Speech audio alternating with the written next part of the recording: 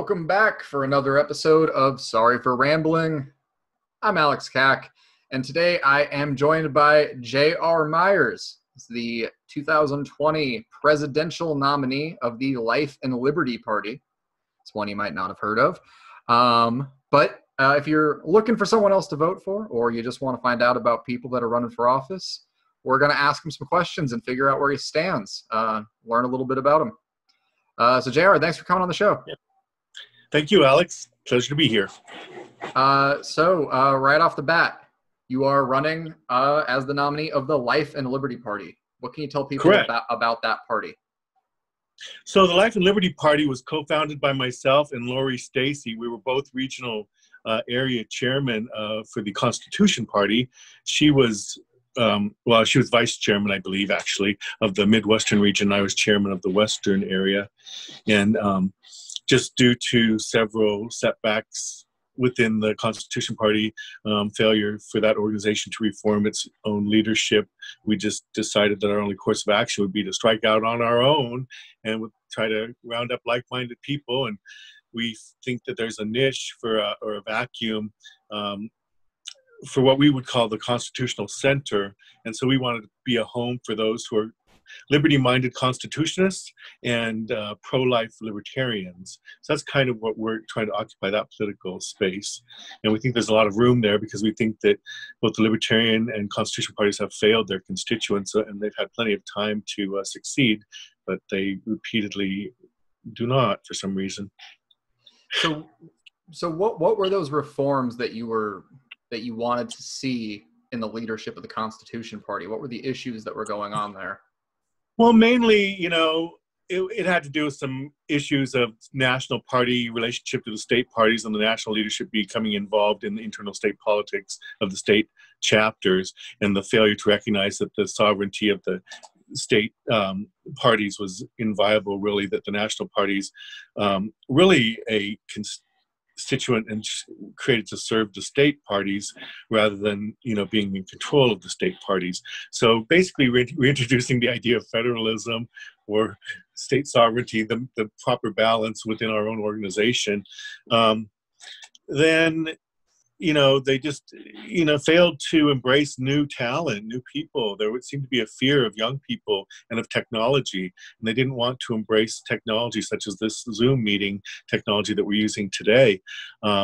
They wanted to have in-person meetings, which are very expensive, and now with the COVID pandemic, it's virtually impossible. So they really resisted a lot of reforms to bring new people in, new ideas in, new technology, and to make a more balanced equilibrium between the state and the national party, basically. I think it's a typical kind of thing that's happening, not just with the Constitution Party, but I said with the Libertarian Party, and even the Green Party seems to be suffering from some of this as well, from what I can tell. You go back 15 years ago, it was kind of, there's always been a plethora of third parties, but there were the three kind of biggest ones were the Libertarian Party, the Green Party, and then the Constitution Party. It seemed like it filled some of the vacuum when the Reform Party kind of fell apart in 2000. But the other two parties have grown in membership, and it seems like the Constitution Party has really fallen off. But is there an actual, aside from just the structural issue, are there actual policies that you differentiate yourselves on from them? Certainly. I think that, there are many within the Constitution Party that would see that create a theocratic system within our country, and we're definitely not trying to create a theocracy in the Life and Liberty Party. We want to be firmly based on the constitutional center. That's why I call us constitutional centrists. And so that doesn't allow for the establishment of a state government or a state religion, or in other words, a theocracy. So that was a major difference right there, that we don't believe that politics should be a place where we impose our religious sect belief, on others, but that we have to allow that liberty to all others in order to enjoy that liberty ourselves. So the religious litmus test, I think, is one thing that we strongly object to. Other policies, we don't believe in, a levy of the states to pay for their share of the federal budget. That's one idea that was being widely touted within the Constitution Party, but that in fact is an unconstitutional idea that was being promoted by Darrell Castle, but we can't, follow anything that's really not constitutional. So just back to a basic fundamentalist interpretation of the Constitution to the best of our understanding, leading to a decentralization. I think that's another area, too, where we would probably differ. We wouldn't want to use the state police powers to enforce morality for any reason, basically. I mean, if we believe in the Constitution, individual sovereignty, then we have to allow that the individuals have the right to make many decisions on what they're going to do with their own bodies, and that's going to bring up a whole other issue, which is in our name, which is the Life and Liberty Party, and I'll talk about life in a moment if you'd like me to. Well, and I want to kind of touch on this because I think this is an interesting deviation point in a lot of ways. Because I think you're correct. I mean, in all of my experiences with the Constitution Party, I'm trying to be delicate here, but why bother? There's not really an understanding of the Constitution, and they tend to be a very kind of centered on paleoconservatism, which tends to lend itself towards more of an authoritarian approach to a lot of things. And oftentimes I think actually, like you were talking about when it comes to religion, describing a lot of things that are, forget the letter of the law or the spirit of the law, they're just contrary to the law entirely. It sounds like, and from what I've read about you so far, though, you are more of a libertarian in general, with the one exception of being anti-abortion. Well, I would say pro-life, not just anti-abortion, because I think life is the whole spectrum from stewardship of our environment. So we have an environment that's conducive to life-affirming institutions, including the prison system. I'm against the prison state or the prison industrial complex. We're against the death penalty because we don't believe we have a fair justice system to implement such a penalty at this time. So we're opposing any illegal wars, which is another cause of death by the state. So there's a lot there with the life issue. I'm just trying to think back to the Constitution Party. It's much more than abortion. It's euthanasia. It's and I'm thinking, we need to stop thinking in old ways. We need to look at new ways to address it. So when I talk about individual sovereignty, people think, well, what about the woman's right to choose? And so now maybe we need to look at where technology has taken us, and maybe some concepts such as womb eviction or fetal transplant need to be seriously looked at, because we know there are a lot of women that cannot have children. And what would be wrong if I think they should exhaust other avenues before this, but what if it becomes late in the pregnancy and a woman doesn't want to carry that child and she's exhausted other avenues, and so instead of terminating the child, killing the child, why couldn't she have it transplanted into another person that would want that child? That's something that I think is within our reach now, and these are things we have to start thinking about, new ways of looking at things. And I guess with the Libertarian Party, back to that, another thing that would be a major difference between us and the Libertarian Party would be the borders, that we do believe that nation states have the right to firm borders. So we are not globalist in that in recognizing open borders. So there are some clear deviation points here, though. You are definitely, yes, I would say, firmly to the right on a handful of social issues, specific to what you would see in say the Libertarian Party, but maybe not as far on that same spectrum as the Constitution Party is. I mean, if you were to, and we all know it's a bad map, but if you were to use that left-right axis. So yeah, and I hate that paradigm because I think it's a false dichotomy. But then another thing would be like the war on drugs. We're totally against the war on drugs because while the Constitution Party wants a death penalty for drug dealers, again, it's an individual sovereignty issue. People have the right to ingest what they want to. And that brings us to the whole civil liberties issue with the COVID pandemic. We have to be responsible for our health, our welfare, of our individual bodies. So we need to have informed consent. So if government is going to play any role in this, it should play the role of trying to provide impartial information rather than dictates or edicts that are unconstitutional. Anyway. I want to kind of refocus into your campaign itself. We talked a lot about kind of, I feel like the origin story, the ideological differences and the interpersonal differences that led to the formation of your party. And now I believe this is the party's first presidential ticket. Is that correct? Right. Correct.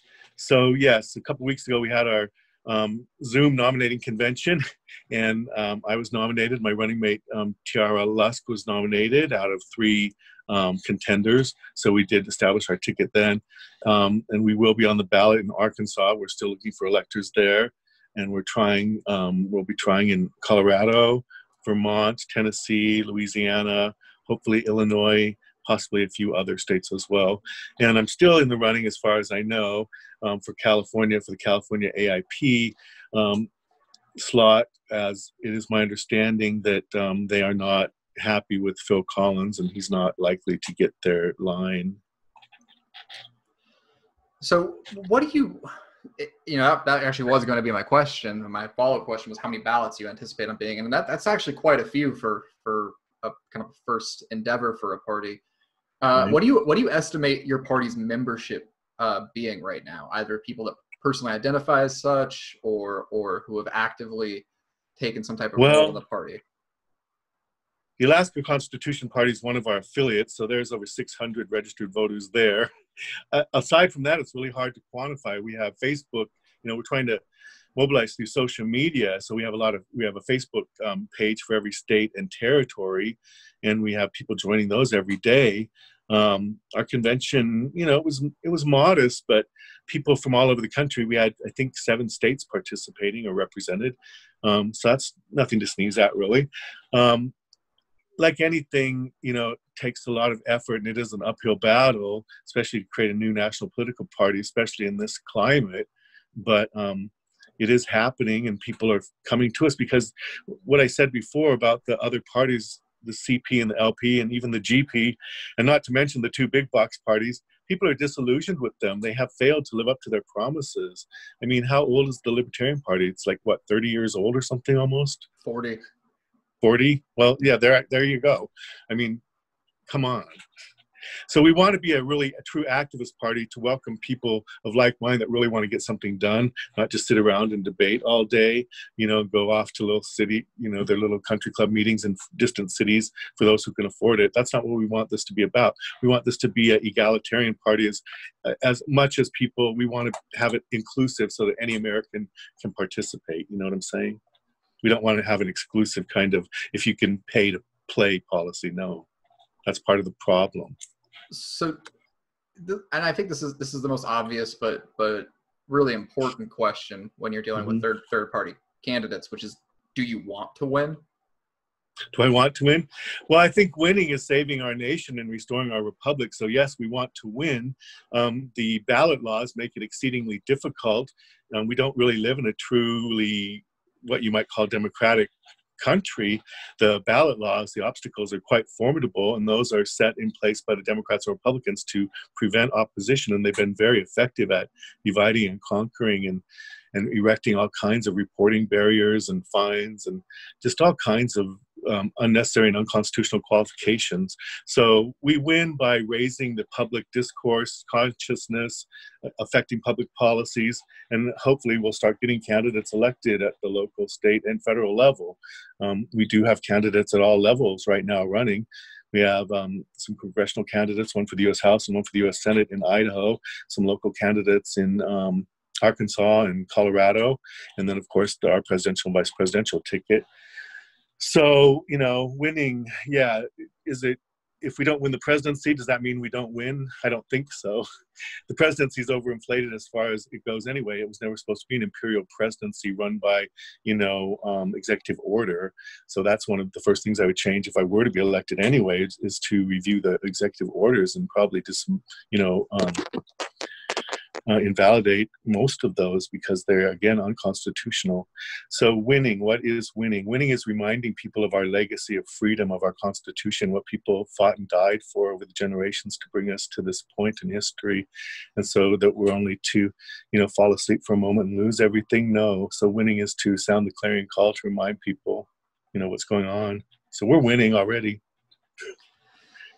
I'm torn because I want to ask you more questions about your campaign and your race itself, but I kind of want to tie back to some policy stuff here, because I feel like that's an argument you hear sometimes in regards to executive orders. People who are unhappy with certain executive orders that certain presidents have done try to make an argument that it's not a constitutional part of the job, but that's not necessarily true. The executive sits as the head of the executive branch, and an EO is just simply how it's just a memo on how they're running those departments and branches. So sure, if it's thought of it in that way, but too often we've seen it as a circumvention of Congress and a usurpation of congressional authority. And so you heard this president himself on several occasions say, if Congress isn't going to act, I'll issue executive orders. And that's not how it was ever intended to be used, or to modify existing law by executive order, to contravene existing law. That was never the intent. And it's unacceptable. Well, and I think that there's a strong argument that a number of EOs from every administration may skirt the line yes, of legality. And I don't think there's actually really anyone who disagrees with that. It becomes a difficult situation, right? Because on the one, an EO is not law. It's a direction on how a department or departments should behave or act, or what they should be prioritizing, etc. Now, those same departments also follow law and laws that Congress passes and the president signs. And so there's a distinction. And at the same time, if you are struggling to get something permanently, ingrained legislatively as a permanent law for these groups to follow, and you have to run that department and make it function, are you not going to do an order with the understanding that it's temporary until your successor or yourself decides to change it? Well, I don't think it should just be a matter of convenience, but yes, for continuity of government, you have to have certain practices so government flows. But again, I think it's been widely misused and overused, and it has been, and it's not just the executive reaching for power, it's also been an abdication on the part of Congress from, utilizing their congressional authority as was intended. I think Congress tends to be lazy often, really. Well, I don't think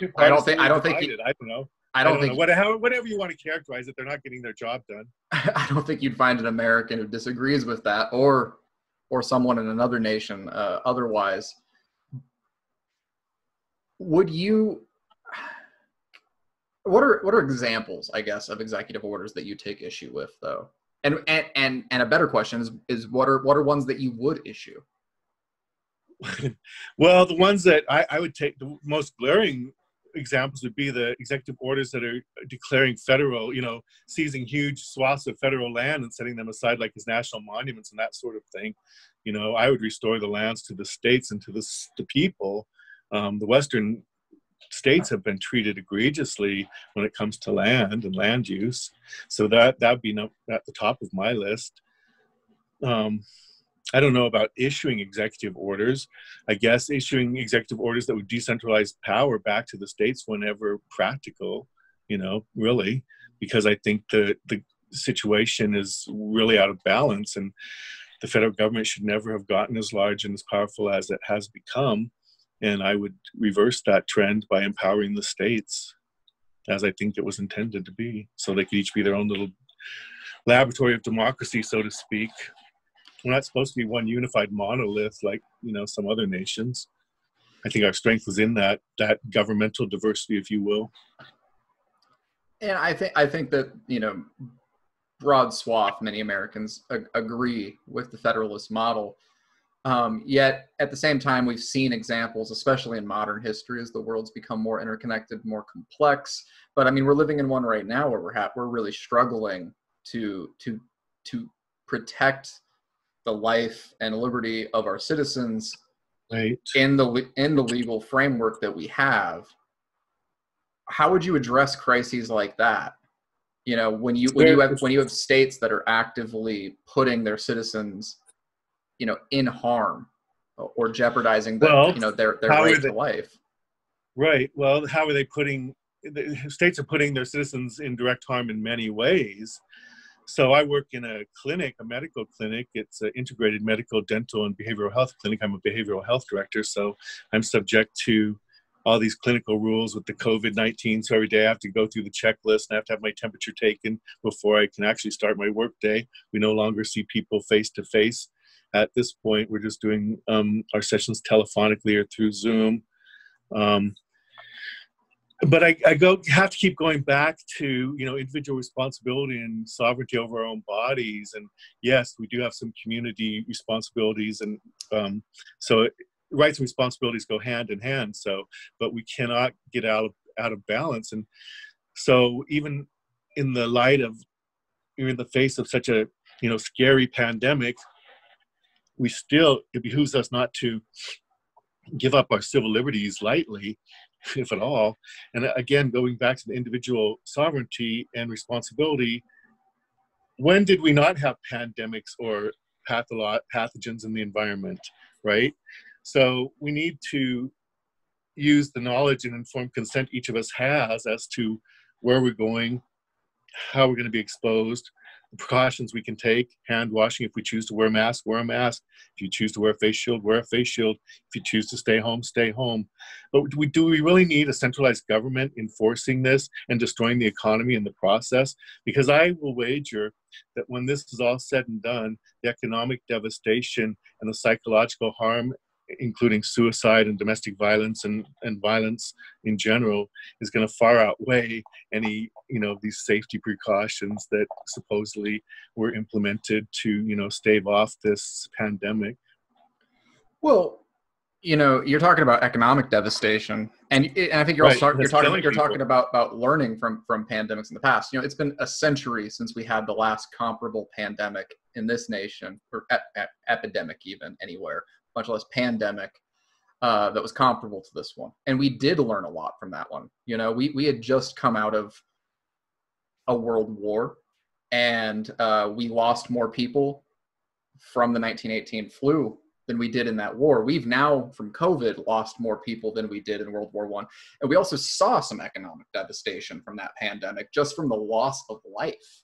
And at the same time, we also, that time period is where we started to learn and develop ideas on social distancing. We saw which communities did well based on the actions that they took. The counter argument, I think, to a lot of what you're saying is that we can do both through good governance. And the whole role, as it's constitutionally laid out of the government, is to react to these crises to protect people. I think what's bothering a lot of people right now is that we're not seeing that at any level in the United States right now. We're not seeing, you know, anywhere near the level of action necessary based on the information that we have learned from going through similar crises in the past to deal with this. Well, I think you can't have governors acting unilaterally as though they're dictators, and that's what's bothering a lot of people. Yes, we do have, you know, mechanisms and structures in place, and they should be utilized, including legislative processes. But this, you know, unilateral fiat action by the executive is not okay. It's really pushing people up against the wall, and there will be repercussions, and there already are reactions happening. And it's not, you know, you can't enforce dictates like that in this country. We have to have a process that's open to discussion and debate. And yes, COVID or any pandemic is scary and time is of the essence, but we still can't sacrifice basic democratic principles, if you will, or Republican safeguards, you know, within the Constitution, constitutional safeguards, just for convenience. I mean, I know that might not be the most politically correct answer, but I think in the long run, it is the best answer, because every freedom that we sacrifice or we temporarily surrender is not necessarily going to come back. And every business that shutters its doors is not necessarily going to reopen. And every person that lost their job is not necessarily going to become a productive member of society again. You know, these are real consequences. Well, and these get into kind of, I think, other ideas outside of the pandemic itself. When we're talking about job loss, we're seeing job loss. We're seeing Right. whole swaths of the economy decimated. We were before this, and there isn't. I mean, if we're being candid, there isn't a way to protect certain sectors of the economy. If anything, the pandemic is simply pressing the gas down on trends that we were already seeing. I think the argument that some people are making, though, is that it doesn't need to be one or the other. But that is a false dichotomy. When you're talking about protecting democratic safeguards and protecting people, you could do both. You know, I think you live in Alaska, correct? Well, I'm in Montana right now, but yes, I'm back and forth. But the other thing, this is bringing up my idea, which is not a unique idea, of the universal debt jubilee, because I think that the way we are addressing it through this huge acquisition or creation of debt in the trillions is simply future bondage for generations to come. And so that's one of the fundamentals we have to look at. Economic fundamentals, yes. Are there some flaws in our system? Definitely. Do we need to spend ourselves into recovery? That's a ridiculous notion, really, because it does indebt the future.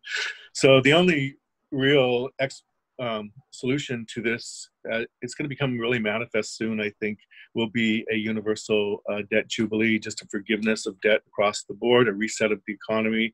We can start in this country, but certainly it's going to have to be global. We can start with things like student debt, eliminate all student debt, forgive it, just forgive it. If we can be printing up billions and billions and trillions, it's time to start to rethink everything. And we cannot enslave ourselves. We cannot surrender our liberties because of this crisis or that crisis, because you know what? There's always going to be a crisis. And it's known historically that crises are used to garner power. So we can't allow, these crises to take and destroy our lifestyle forever. We have to be wise in what we're doing. And I think the economy, it's time to reset the economy. For sure. So when you're talking about things like forgiving student loan debt on a broad swath basis, and I think in its name, universal debt jubilee. Yep. Your policy is far beyond that. You want to forgive. I'm just going to list things, and you stop me when I hit one. Auto loans.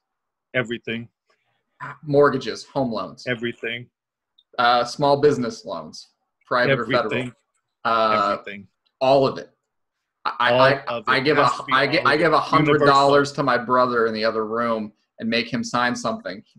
That $100 forgiven. As of this date, certain there will be no debts carried forth from before that date. All debts that were incurred before this certain date will be forgiven. Absolutely, universally, it has to be that way. And so it has to do with economically. That's a very progressive idea. That puts you far out to the left of what people like Bernie Sanders or Howie Hawkins are talking about. If you insist on the left-right paradigm, sure, of course it would, but I don't believe in that paradigm, as I stated at the beginning. So to me, it's an ancient biblical concept found in the book of Leviticus in the Old Testament. So is that a leftist document? I don't know. How do you? Well, it's a very, aside from the ideology of it, it's a very expensive idea. Isn't the debt, trillions of dollars in debt, a very expensive idea? Who's going to pay for it, and how are they going to pay for it? Tell me that. I mean, you're not, from my perspective, you're not necessarily wrong on that point. I mean, end of the day, it's all coming out of the American, taxpayers' pocketbook. It's just, I think, how it's distributed around who's picking up, X amount of the burden is probably the end goal. But that's a hard selling point. I know. The problem is, though, we've seen, and this is why I think it was biblically recognized. I think it is a wise principle that over time, power and money concentrates, and it leads to more smaller and smaller elites and greater and greater separation between the haves and the have-nots, and a more difficulty for the have-nots to improve their lot in life. So it's understood that there needs to be a reset. I don't care what system you call it. You can call it communism, capitalism, whatever it is. Over time, there's going to be a centralization of power into the hands of a few elites. So no matter what system you have, it's going to have to be corrected at some point. So we see capitalism is not the nirvana. It's not the end all, at least not capitalism that we have seen. It certainly has its failures. And we look at the homelessness in the United States. If that's capitalism, then who needs it? You know, and I'm not saying that is. I just think that that's a perversion of capitalism that we've witnessed. So this is a way to reset that and to try to correct some of those injustices, because they're going to be there anyway. And give me another answer. That's why I just ask people, please give me another answer. What's the other answer? I want to ask, what are some of the other policy goals you have? You want to forgive all debt, all consumer debt. You want to decentralize the federal government to a large extent. What are some other kind of concrete steps you want to take? Well, you know, we definitely have to look at policing, and not just our own policing, self-policing in the United States, but our global role as global policemen. You know, we have to avoid entangling alliances with other nations. That was something given to us from the very beginning from our founders, and something we ignored to our own peril, I believe. You know, yes, world circumstances seem to have pulled us into 2 world wars and other things, but you know, do we need to still be out there with 250 plus military bases or whatever they are now? You know, I don't think so. Especially when we look at our streets, look at Seattle, look at San Francisco, New York City, look at the feces and the needles in the homeless people in the streets. And then we say we have trillions of dollars to spend on war. How would you want to directly address issues with the homelessness crisis that we have in this country? What would be the Myers administration approach to getting people either help or into homes? Well, you know, there's nothing like pride of ownership. So instead of running away from private property, I think we should embrace private property. And we should open up the federal lands. We have so much land in the West, it's unbelievable. Most people that live in the cities have no comprehension of how much land actually exists in this country. We could give everyone an acre that wanted one and still have plenty of room for everyone. So I believe that should be part of the plan, is to remove the federal lands in the West from the federal government's holdings, return those to the states and to the people literally. And if people are homeless, give them a chance to homestead, something along those lines, you know. Pride of ownership, development, entrepreneurship, help them out. I want to pivot quite a bit here and ask you a question. Do you have any political heroes?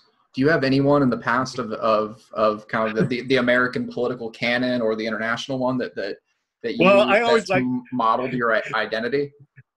I like Winston Churchill and Margaret Thatcher, but that might even not seem congruent in a sense. But the reason I like them, well, Winston Churchill, his mother was American, you know, they were bold and they were visionary leaders. And even if you didn't agree with their policies, they certainly did not let fear stop them, and they did not let lack of precedence stop them. They did what was right, and even in the face of great adversity. And I think we're in a similar situation now as to what Winston Churchill might have faced. You know, there was no certainty that the UK or the Allies were going to survive. There's no certainty we're going to survive this. You know, the only thing that, God willing, if our people wake up and we can join together in unity rather than continuing to divide in hatred, we can survive this, and we can even go on to prosper. But we're going to need some leadership that's bold and decisive, and that does have a vision, that people that can think outside the box like myself, you know, that can say, you know, the policies aren't working. Emulation of the policies isn't working. A third party that looks like the first 2 parties isn't going to work either. We need something different. We're getting towards the end of the program here, and I like to end all of these by asking everyone the same question, which is always a huge, you know, left turn from the rest of the show, which is what makes it fun. It puts you on the spot. But what I want to know is throughout your career, throughout all of your activism, and now as you step out into the arena to run for office, what's the kind of the central message that you're trying to convey to other people? What is it that you want people to take away from you? That there is hope, that people can make a difference. Even one person can make a difference. All you have to do is find your voice, find your vision. I believe we all have a purpose in our lives, and that if you walk according to your purpose, or you seek your purpose and start to walk according to your path, that you will find your fulfillment, and you can lead other people into finding their fulfillment. We don't have to be slaves to each other or to anyone. We don't have to live in a scarcity mindset, as it is said, where a small elite controls everything and they just hand us their crumbs, the crumbs that fall from the table for the rest of us. That does not have to be the mindset at all. We can have an abundance. We can have a future. We can utilize our technology to have abundance and to have clean water, air, and land, to be good stewards of the environment and of each other, to create a life-affirming society so that people aren't pushed into desperate means of such as abortion or domestic violence or, these wars. We need to have a better vision, a hopeful vision for humanity. That's what I would offer. We're not meant to be destroying each other and to be full of hate like this. So we need to give that up, and we need to move forward and embrace peace and justice in the American way, as far as I see it, which is liberating people to their full potential as human beings. The Declaration of Independence isn't just about American rights. It's truly the universal Declaration of Human Rights. All humans have rights. The Declaration of Independence just articulated those rights and how our government would respect them. So this goes for all humans. So we need a new vision for humanity, And America, the shining beacon on the hill, can be that again. We just have to stop turning on each other. We have to stop allowing ourselves to be divided and conquered, because that's what's happening. So love is the answer, for sure. Sounds simplistic, but it's very deep. Well, JR, I want to thank you so much for coming on the program. You were one of the more interesting and unpredictable guests that I've had on here in a while. And we may not agree on much, but I want to say that I appreciated you taking the time to talk with me. Thank you. Well, thank you, Alex. It was my pleasure. Yeah. Good night.